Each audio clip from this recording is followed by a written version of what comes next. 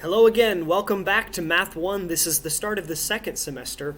I thought it would be very appropriate to go back to graphing linear equations because that was sort of a big part of the chapter that we ended with.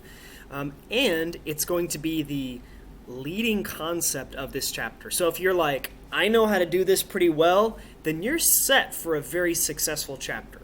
But before we get ahead of ourselves, let's make sure that we can do the basics of what we saw in chapter 5. So, identifying the slope and y-intercept of any given linear function and being able to graph it is a skill that's going to be helpful this course and in courses later on. So, the idea is, if you remember, y equals mx plus b gave us an outline for how we can talk about a linear equation.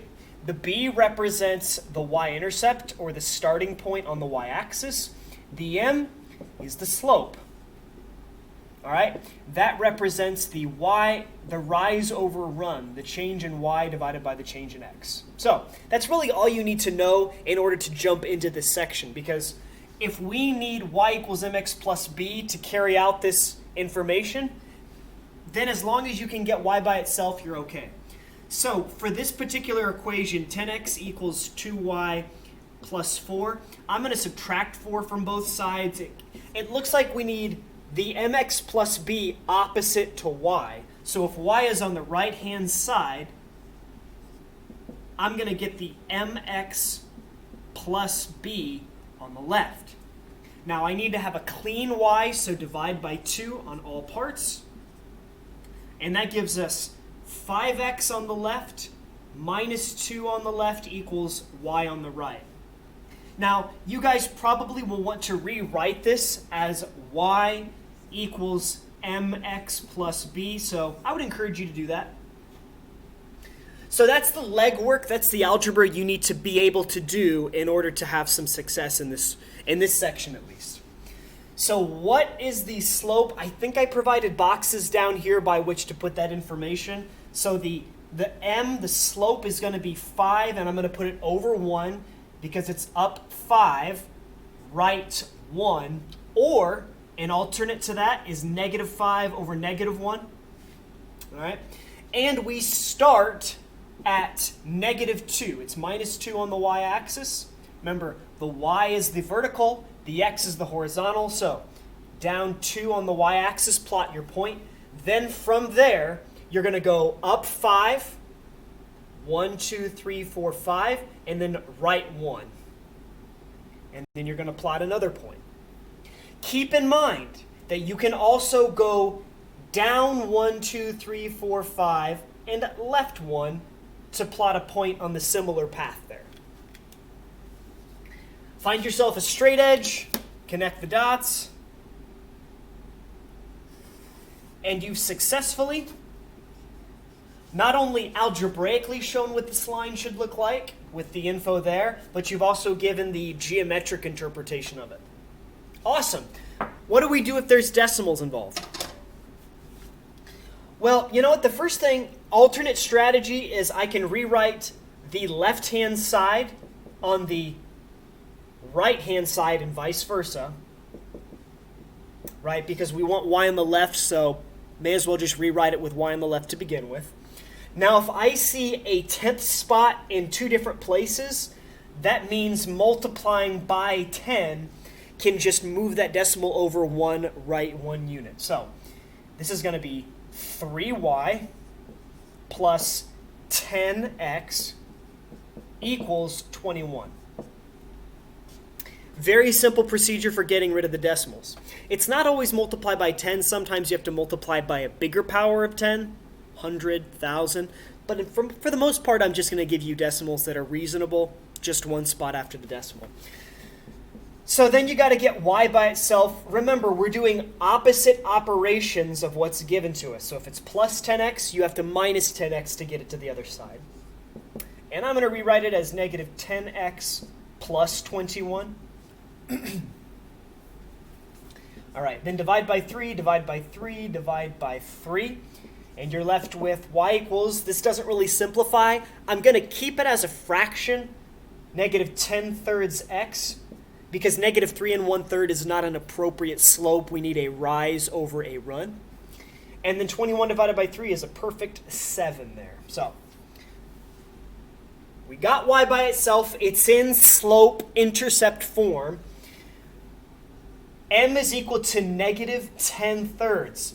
Now keep in mind, this is different than a positive number. It's not down and left. It's down and right. Or it's up 10, left 3. So keep that in mind. You're going to have a line with a negative slope. That means it should be going downward. We're going to start at positive 7. On the y-axis, these are your two information pieces. Y is here, x is there. Start at 1, 2, 3, 4, 5, 6, 7. Then we're going to go down 10. So down 1, 2, 3, 4, 5, 6, 7, 8, 9, 10. And then right 1, 2, 3.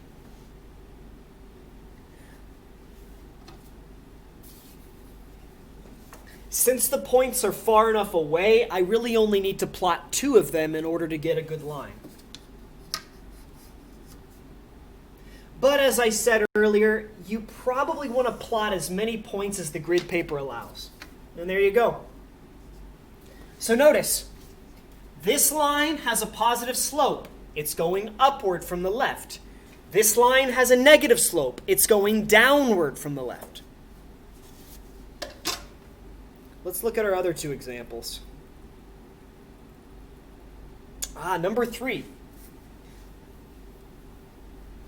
Number 3 is interesting because I put it on the quiz, or at least one of the mini quizzes from remote learning, and a lot of people didn't quite know what to make of this y equals x. Well, if we try to make it fit the mold of mx plus b, here's really what's going on. The x is now 1x. 1 is the same as 1 over 1. So right away, we can look at this as, it's not y equals x. It's y equals 1 over 1x. Which means the slope of this line is up 1, right 1. Or down 1, left 1. What's the b? There's no b attached to it, so you're just going to say that's plus 0. So my starting point is 0 units from the origin. It's right there on the origin. Okay. So then up 1, right 1, up 1, right 1, up 1, right 1. You can plot as many as you can. Or down 1, left 1, down 1, left 1. So this is what the linear equation should have been for y equals x.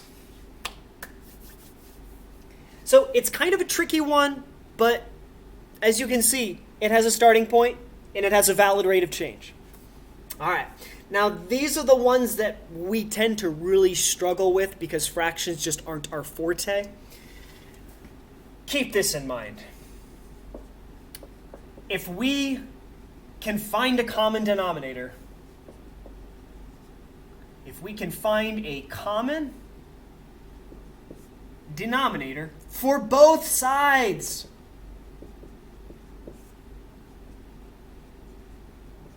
the fractions disappear.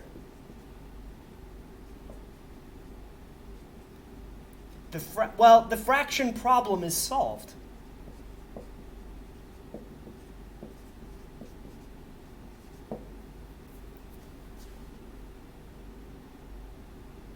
So what does it mean to find a common denominator? Well, first I need to write each and every one of these parts in terms of fractions.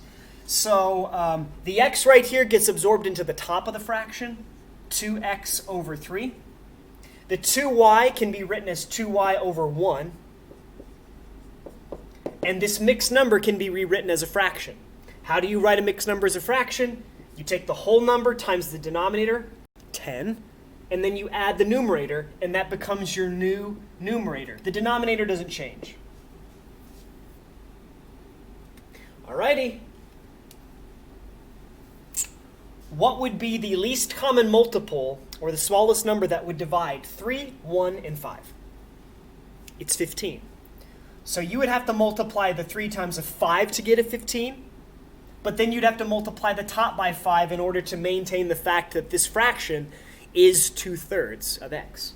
This right here needs to be multiplied by 15, which means the top needs to be multiplied by 15, and then 3 over here. Okay? So now we have a numerator of 10x here, minus 30y there, and then equals 14 times 3 is 42. And then everybody's got a denominator of 15, 15, 15.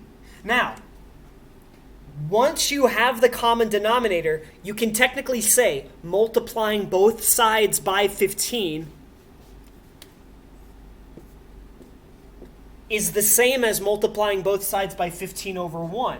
And if you recall, fractions have the property of cross-canceling common factors. So the 15 and the 15 here cross-cancel. The distributive property means I multiply that by 15, so this one and this one cross-cancel as well. Distributive property one last time, the 15 and 15 cross-cancel here. You can just ditch the denominators once you find a common denominator. Nice. So, find a common denominator for these 3 fractions, and then you can just ditch the 15. Now, we still have to make it look like y equals mx plus b, so you're not going to get out of the whole subtracting 10x from both sides and dividing out by negative 30. You got to be able to do that still.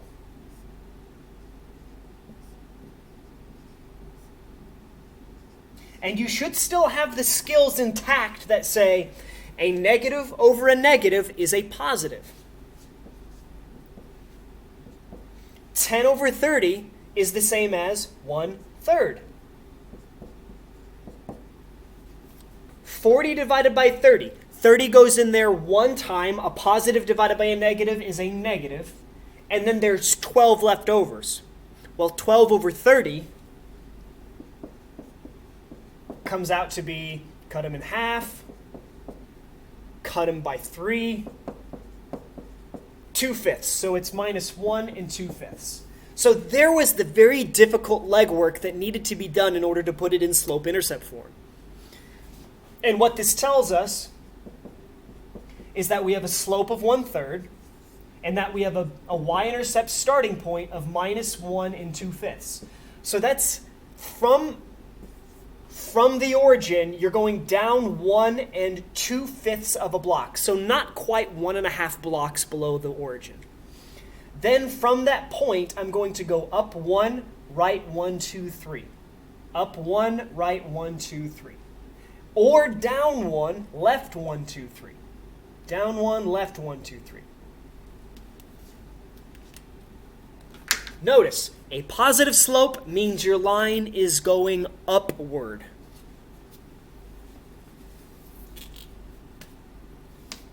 All right, that's all I got for you guys. I just wanted to give you one lesson to catch your breath as we come back in person, to be able to say, hey, this is a skill we worked on quite a bit during remote learning. It should be pretty easy getting back in the saddle. So keep in mind that we still have horizontal and vertical lines as special cases. I'll leave it to you to look at old videos to piece that together. And yeah, thanks for watching. Good luck this semester.